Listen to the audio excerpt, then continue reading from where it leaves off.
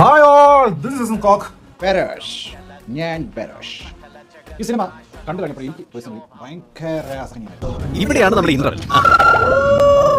എന്തോ ഒരു ശബ്ദം എവിടെ നടന്നു? ഇത്രയും വർഷം എക്സ്പീരിയൻസ് ഉള്ള ലാലേട്ടൻ ഇങ്ങനത്തെ ഒരു അവതാര പടം എടുത്ത് വെക്കുക സ്വപ്നത്തിൽ പോലും വിചാരിച്ചിട്ടില്ല. ഒരു വാക്യം കൊള്ളണമെന്ന് വെച്ചാൽ ഉറങ്ങി ചത്ത്. കുറച്ച് കാലത്തിന് ശേഷം നന്നായി ഉറങ്ങി. മലയാളത്തിന്റെ മഹാനടൻ മെഗാസ്റ്റാർ മമ്മൂക്ക അഭിനയിച്ചുള്ള ടെബോ. പ്രത്യേകിച്ച് യാതൊരു ഇമ്പാക്റ്റില്ല. പതിവ് പോലെ എന്റെ പെർഫോമൻസ് ഗംഭീരമായിട്ടുണ്ട്, പക്ഷെ പടം പൊട്ടും.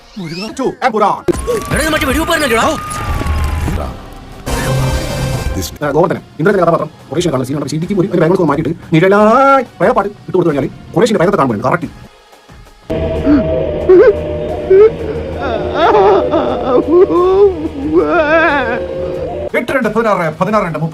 ബസൂക്ക മെഗാസ്റ്റാർ മമ്മൂക്കയുടെ ബസൂക്ക. ഏതെണ്ണം കെട്ട നേരത്താണാവോ ദൈവമേ ഈ പിശാചുകളുടെ മുമ്പിൽ വന്ന് പെട്ടത്. ആക്കിയുടെ അതിമാരമായ അഭിനയമാണോ അതൊന്നും ബാധകാരിയതാണോ ഇക്കയുടെ മെത്തേഡ് ആക്ടിംഗ് ആണോ ഒന്നും മനസ്സിലായിട്ടില്ല. ഇങ്ങനെയാണോ ഞാൻ കാണിച്ചത്? ഇത് പശു ചാണകം ഇടുമ്പോഴുള്ള ഭാവമാണ്. അവസാനമായപ്പോഴേക്ക് ഇക്ക എന്തൊക്കെയോ കാണിക്കുന്നു. ഇക്ക ഇതുപോലെ കാണിക്കൂ.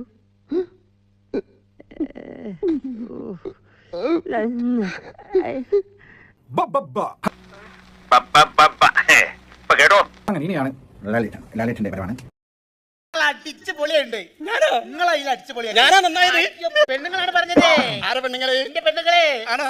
ലാലേട്ടന്റെ കഥാപാത്രം വെച്ച് കഴിഞ്ഞാൽ ഇതുപോലത്തെ ഒരു കോമാളി, ഇത് worst cameo ever in the history of his career. കടുപ്പം തന്നെ. പണം കൊടുത്താൽ എന്ത് കോമാളിത്തരം കാണിക്കുമല്ലേ?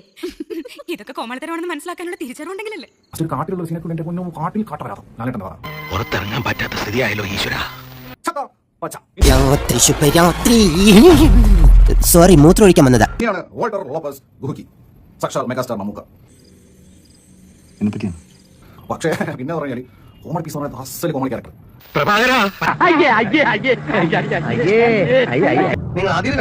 എന്താ പുള്ളി കാണിച്ച് വായിക്കുന്നത്? അതിന് കറക്റ്റ് ബസൂക്ക 2.0. നാവ് കടിക്കുക, പല്ലിളിക്കുക, കണ്ണുരുട്ടുക.